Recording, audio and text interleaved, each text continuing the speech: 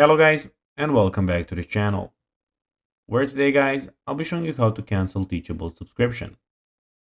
So guys, the first thing that you of course need to do is go to Google and type in Teachable, and then you just need to go and log into your profile or register to Teachable if you haven't already done that of course. But now guys, let's see what we actually have in front of us here.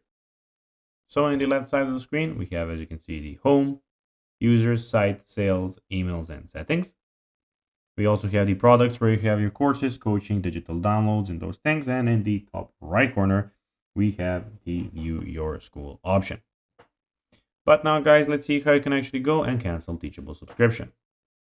So first of all, go to the Teachable website as I told you and go to the subscription page. So we have the plans here as you can see also, so plans or subscriptions. Then here, as you can see, you have all the plans.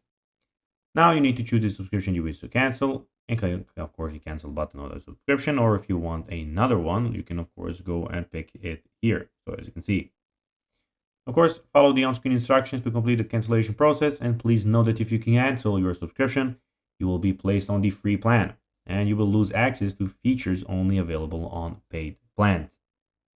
So just keep that in mind, of course. So guys, that will be everything for this video. I hope that you found this video informative and entertaining, guys. If you did, don't forget to like this video, share it, subscribe to the channel, and put the notifications on, as guys, this really helps us grow our channel. So if you have a few seconds, it will be pretty cool if you could do this for us. So guys, that will be everything for this video. I hope that you enjoyed it. And guys, as always, I'll be seeing you in the next video on this YouTube channel. Until then, as always, bye guys.